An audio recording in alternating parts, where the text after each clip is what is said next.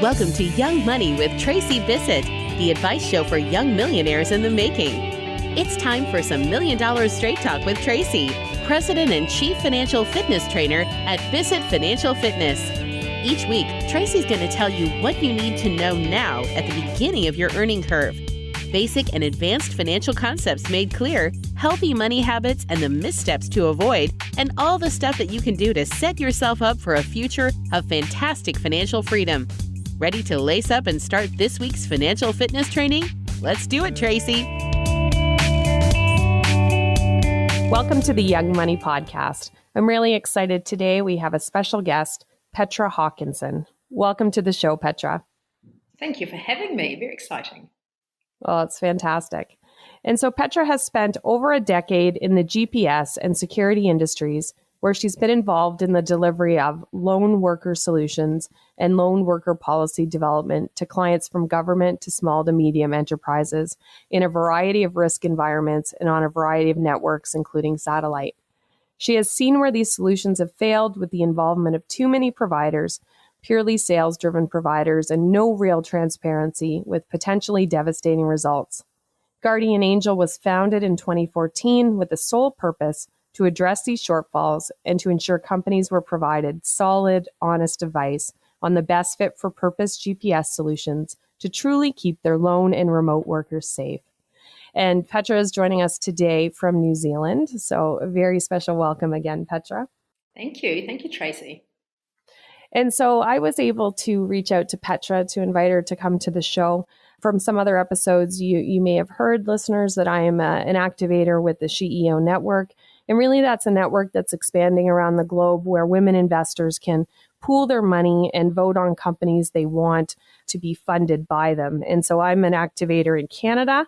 Petra and her company were winners of funding in New Zealand this year from the group of New Zealand activators. And so it's really special that I'm able to have her on the show today and really showcase her business. Thank you, Tracy.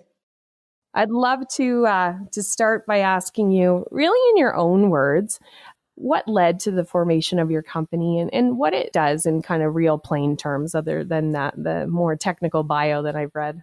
Sure. So I guess in plain terms, what we do is we protect remote and isolated workers. So people, like in New Zealand, we've got some really challenging remote environments.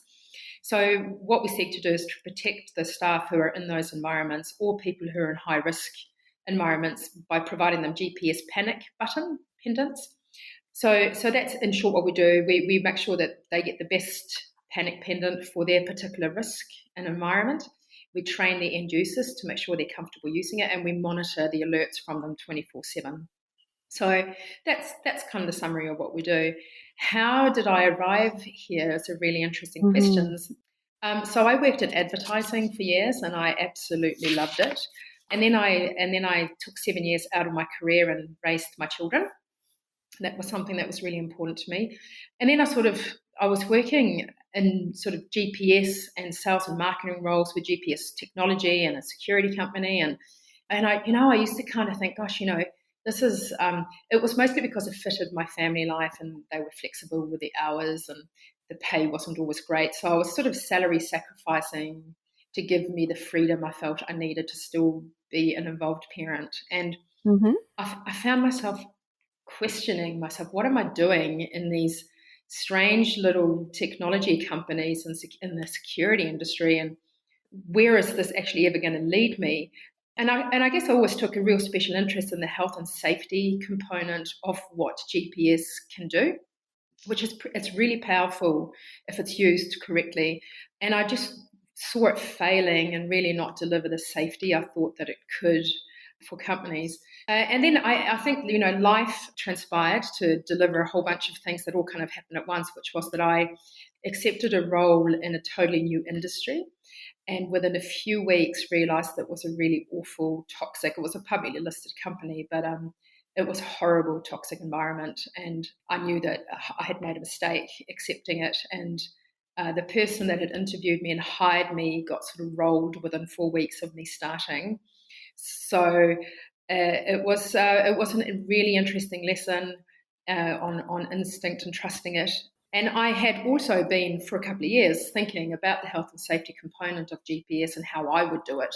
So at the time, New Zealand were implementing new health and safety laws, which came from the UK and from Australia, and I had been sort of following that. One of the components of that law answers directly to the responsibility of looking after high-risk lone workers and people working in remote environments. So I sort of knew that was coming. I knew that I had all the contacts and knowledge in that industry and how I would combine the two different worlds. So I had worked in the GPS world and the security world to really deliver a solid solution. So the move to this new company just made me really take stock of my personal fulfillment and happiness and what sort of environment I wanted to be in. So I decided, you know what, if I don't do it now, I had raised my children, they were a bit older, so I figure if they had to, they could forage for food. So it was really, there was a whole bunch of things that had kicked my ass basically in life at that time. And I thought, you know, I can be the master of my own ship and really back myself. And if I don't do it now, there are all of these opportunities, all the universe is aligned to deliver actually to me something I know I can do and do well. The problem was that I was on my own with two teenagers and couldn't quite figure out how I would do it. So, but you know, what I did know after that last experience was that I did not want to be a slave to the corporate world. So I sat down and my kids one day who were 16 and 18 and I said, I'm going to sell this house. And they went, but we like this house. Yes. And I said, I know, and I do too. And they were like, but we live here. I said, yep, I know that we do, but here's the opportunity I think we have. And so, you know, we can do paycheck to paycheck and be slaves to this corporate world for the rest of my days, or I can back myself and here's my idea and I think that it will really work.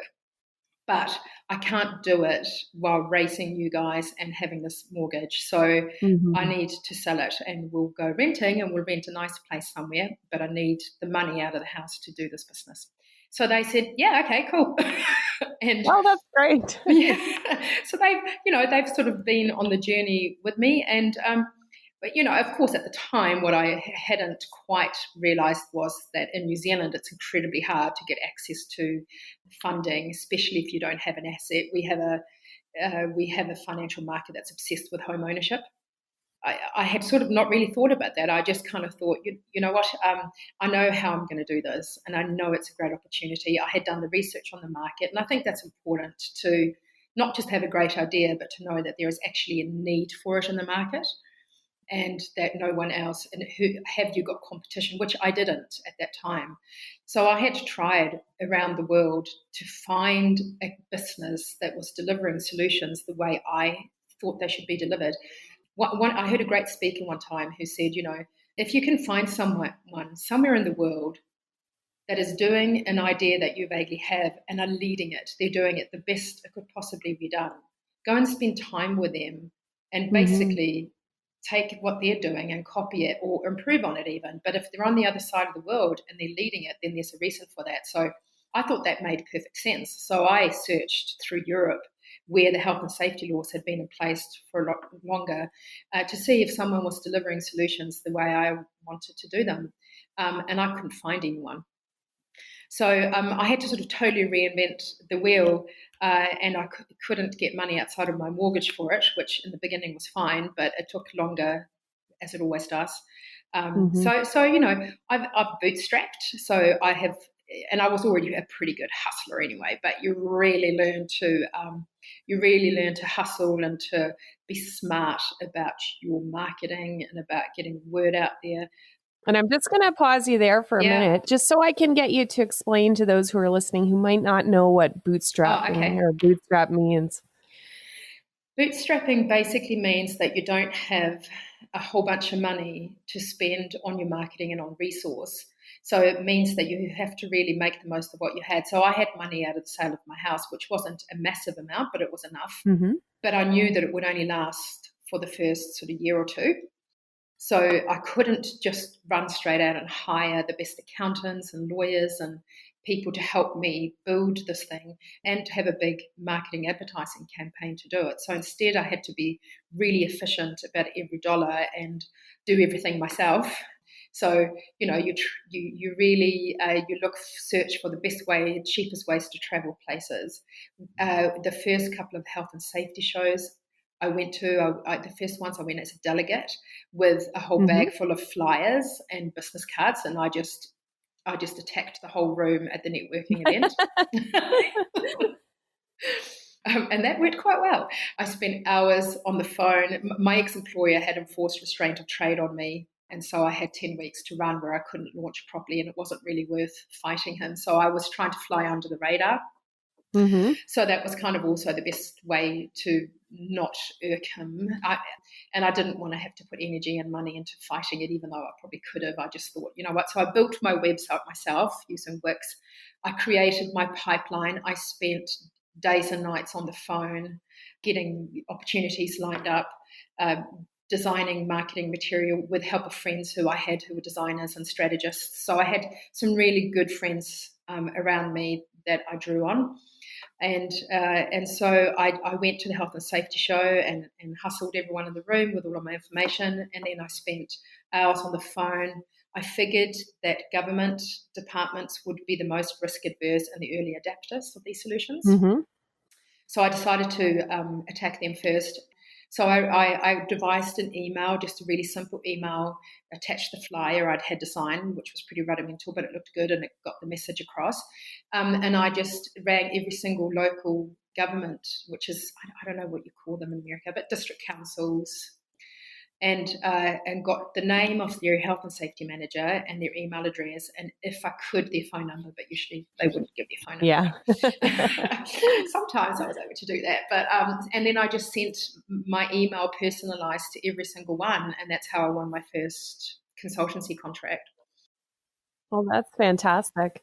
And so I can hear from your voice, the hustle. I can hear your enthusiasm and obviously hours and hours of work put in. And it really reminds me of another SheEO venture that I've had on the show, 21 Toys, and Alana Benari, the founder, talked to us about at the beginning when she couldn't really do a lot of stuff. She also was bootstrapping.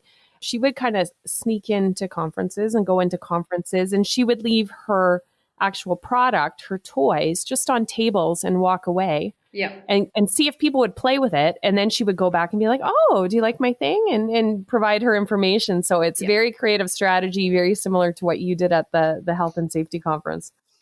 Yeah, I think it's because they're expensive to attend, and so you just are super careful and smart about where you put the dollars, and then the other part of bootstrapping is funding growth through customer revenue.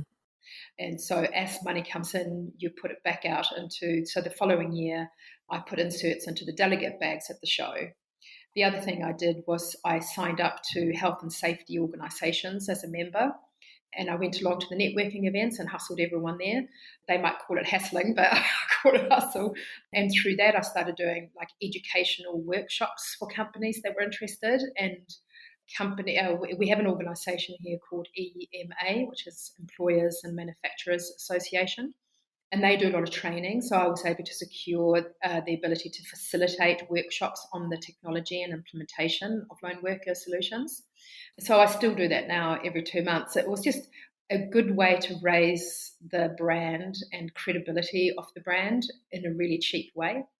So those kind of ways of getting in front of different groups and organisations and associations, which is a really cheap way to educate the market and get your brand out there. Well, it's probably the best way too, because then you're able to get word of mouth. People have met you. They've kind of seen firsthand what you're about. And so it's easier to share that kind of information than simply some kind of advertisement. Yeah, I think so. I think it is powerful and I'm quite comfortable. I started getting invited to present at health and safety shows, and so I presented at the Forestry Safety Summit in Melbourne and some information technology shows, local government shows, and that all sort of helped to build the presence and the brand and my name as a credible educator as a subject matter expert. So that's been a really powerful, and I still try and do all of those things because I think it's just got more credibility than, like you say, an ad. Hello, Young Money listeners. You know that I love to talk about cash flow on the show. This episode of Young Money, featuring a fantastic entrepreneur, is sponsored by the masterclass, Can I Afford It? How to be certain of what you can and can't afford in your business in 5 minutes or less every time. This training has been specifically designed for entrepreneurs with sales in the 6 to 7 figure range to provide the 5 steps to cash flow clarity. If you are an entrepreneur with sales at these levels and want to make powerful money decisions, you do not want to miss this important masterclass. Head over to visitfinancialfitness.com/afford to register now. Stop asking yourself the question, can I afford it?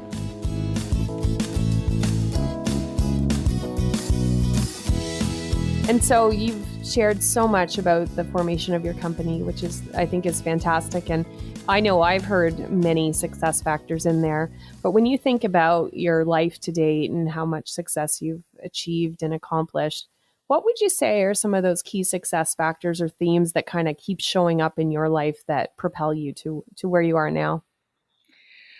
I guess I set incredibly high expectations of myself. And so I think that having that drive and believing in yourself to a high level is really important.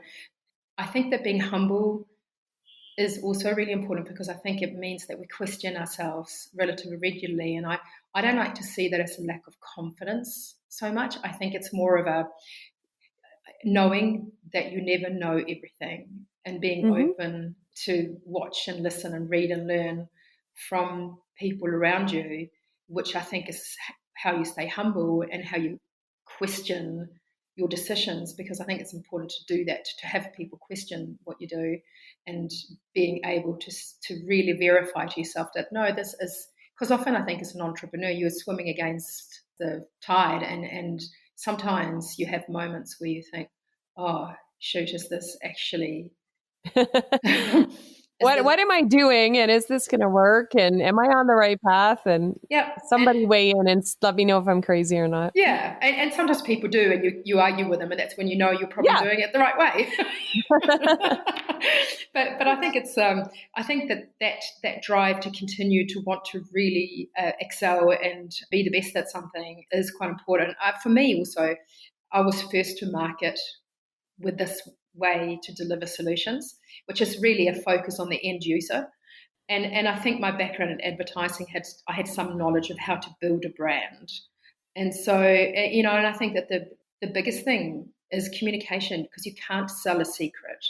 You have to know how to communicate what you're doing. And I'm not always very clear in my communications. I tend to, run around in circles a lot, a lot of fluff. But I think that what I do know is that the more people you talk to and the more you're out there, the more traction you'll get. Because if you are a person who likes to be insular and not do that, then I think that it would be much more of a challenge.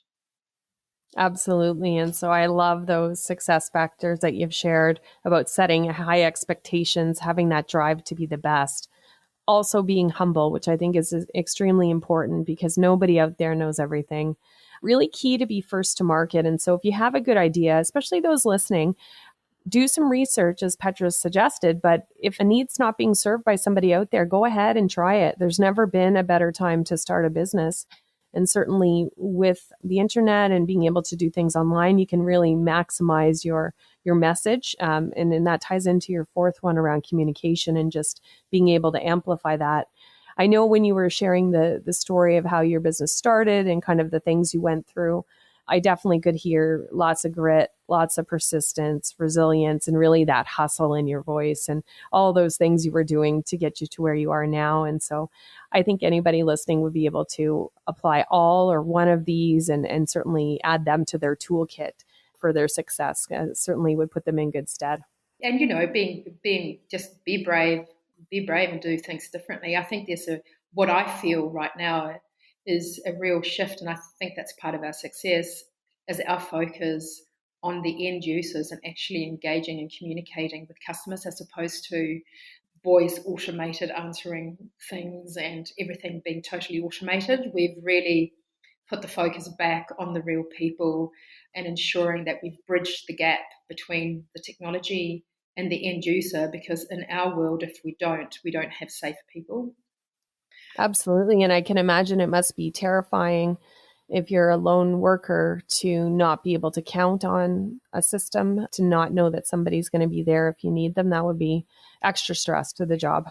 Well, it's just about worse. It's just about worse. If you have a system that isn't actually going to be 100%, it's just about worse than not having a system, because people become reliant on that. And if it fails and someone's in a panic, they're not going to work to get themselves out of the situation if they think they've got something that's going to deliver the solution. So it's a definite, and a lot of our customer feedback is that wow, you engage and talk to us, and the user training was amazing and simple for our people across the board at all different levels to understand. There are people who might not be so comfortable with technology, so we have to make sure that we address all comfort levels with the technology. So I think in today's world, where everything is so automated and so mass, everything has to be scalable.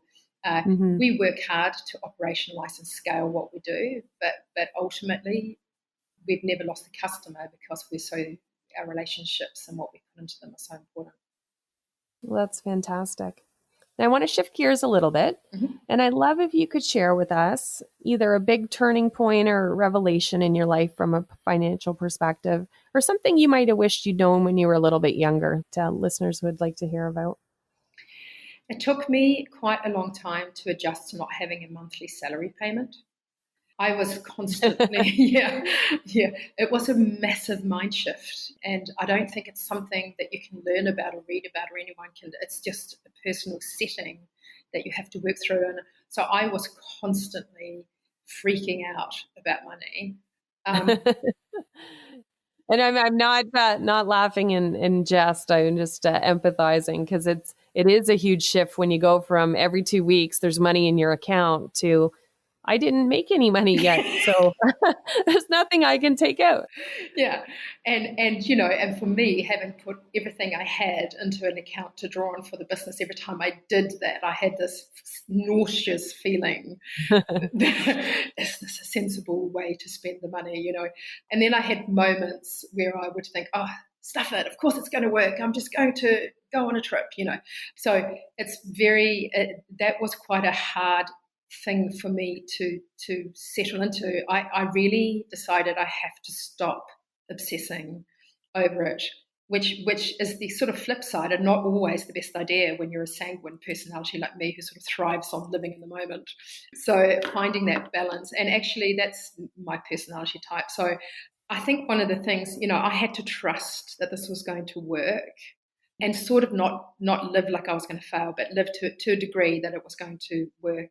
Because otherwise you would also lose your motivation. If you don't think it's going to work, you wouldn't be so driven. So I think that was an important mind shift. And the other thing is that realizing that being a slave to your desk and the 9 to 5 and a board and a boss, it's not worth the dollars. There's so much more to it. And I had not fully realized those things until I left that world, and the pay packet and the benefits. And and actually I have to say with all honesty that since I started this journey, I've had freak out moments for sure, and there's been stress, but there hasn't been a day since I started that I haven't been excited about jumping up and getting at it. So I don't even see it as work. I think that I used to spend money on sort of dumb stuff to reward myself for another month at work or whatever. And now I don't actually feel that need. So my whole mindset to money has sort of shifted. I'm really glad you mentioned that, because we do talk quite a bit on the show about money mindset, and whether you're coming at things from I don't have enough, you've got some kind of scarcity concerns, or feeling like you do have what you need. And it sounds like even though you were working your way through it and you were worried about not having enough, you started thinking about it as a tool to run your business versus a reward because you put in another week or another month, as you said. And that's hard work to do, to switch your mind around money. It was hard. And I think because, I think financial acumen is not taught. I was educated in Sweden primarily until I moved from there when I was 15, but I'd never really been taught that. And so I don't like to call myself a control freak, but I certainly like to be able to have some control of the outcomes in my life. And I think money had always been that thing for me that I don't know that I'm particularly good at managing that. And so that's why I used to freak out about it all the time. So, I mean, it's not to say that I don't still like to spend money. I like to buy nice things, but it's different and it feels different. So, Yeah. I think that my goal now is not necessarily those beautiful stilettos, but my goal is more about having total financial freedom so that, like you say, it's a tool, so that I can have real choices about where I live and how I travel and actually having the financial freedom and ability to help people that I love that might need help. I mean, one of the long-term goals for me in the future that drives it is that I'd like to be able to do some philanthropical things in the future and just give a few years of my time without having to worry about money. I just know that would fill my soul and would make me feel like I've lived a life worth living. Well, that's wonderful. And so when you think about money, is there anybody out there, whether someone in your life or someone you kind of admire from afar who inspires you about financial matters? Anyone that can analyze a spreadsheet and know exactly what it means inspires me. You would find me very inspirational then. I just am in awe of that because I just don't have that instinct. Like I can it's that hustle thing again. I can on the fly know within a nanosecond recall exactly how much profit is in something I'm trying to sell. And if someone tries to drive the price down, I always offer to drop some of the safety measures. And that's a really beautiful trick because they never want to do that. So I always get to hold my price. So on that level, I'm really good at money, but analyzing numbers and sort of instinctively planning cash flow, it's not my strength. So I sort of wish that my partner, he's an entrepreneur as well, and he just sees money as a byproduct of pursuing his passions and his good ideas. He doesn't get freaked out by it like I do. So I admire him for that. And so he's really good for me to bounce things off, and he just calms me down when I get freaked out about it. I just think that's a brilliant state of mind. It means money's not a burden or a hindrance. That's right. It's what you do with it and what it can allow you to do. Like you talk about your goal of financial freedom, you're wanting to give up your time. And if you're financially secure, you'll be able to do that. So I think that's great. I would say it's never too late to learn. Certainly I work with lots of entrepreneurs and teach them how to get their heads wrapped around cash budgeting and cash flow forecasting. And so if you want to, certainly that's something that can add to your tool chest. Yeah, no, thank you. It's a great idea. I'm actually going to a New Zealand Trade and Enterprise and invited me. I must have been too honest with them to a workshop, which is kind of what I do. I go, oh, no, I'm terrible at that. And then they freak out. So I'm going to a governance type workshop thing, which is all about that stuff next Monday, I think it is. I would challenge you to give yourself a little bit more credit because you've been running your business and you know what it feels like when cash flow is tight and you know how to hustle to make it become more fluid, more full. And so I think you probably know quite a bit more than you give yourself credit for. Yeah, actually, one of my mentors told me that as well. She said, you do know because that's why you're still running a business. You would be out of business already if you didn't figure it out instinctively. Yeah, that's right. Excellent. Well, it's been so lovely chatting with you, Petra. I would love it if you can share with the listeners what you're working on now and where they can go to learn more about you and Guardian Angel Security. So I wanted to add to the last bit too, actually, that one of the things I sort of probably wished I had done was to take more risks when I was younger. I'm a bit of a late bloomer as an entrepreneur, and partly because I was raising a family, but I think that there were some opportunities in front of me when I was in my 20s that I was too nervous to take, and I think that's partly the freaking out about money things. So I sort of wish that I had chased some of that when I was younger. There's no point having regrets, but I think that's been, that's a reflection. What I'm working on next. So we've just won a big contract in Australia to look after 450 lone workers. So that is going to take quite a bit of my time in the next month or two to get that up and running. And we are also doing a joint venture with a UK software company for the Australian market, which is really exciting and will allow us to really develop the technology and the application of it to keep people protected and safe to the next level. So it's a little bit secret squirrel exactly what that looks like, but that's going to revolutionise this whole industry quite a bit. Well, that's fantastic. And certainly within the show notes, I'll be sure to include your website and your other social media links so people can check you out and follow you, keep up to date with everything that's going on. That sounds good. So it's just guardianangelsecurity.co.nz, and in Australia, the company will be called Guardian Angel Vatix, VATIX, which is the UK business. Perfect.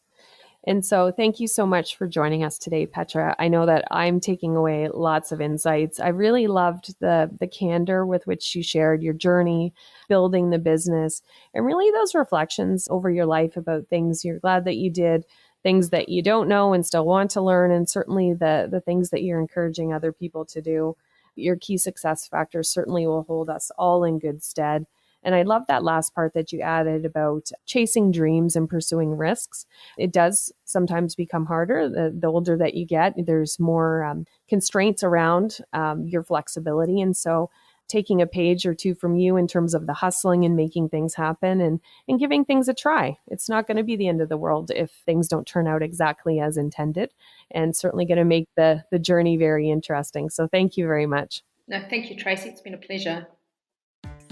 So there you have it, listeners. Petra Hakansson, Managing Director of Guardian Angel Security from New Zealand. As I mentioned, one of the New Zealand-funded SheEO ventures for this year.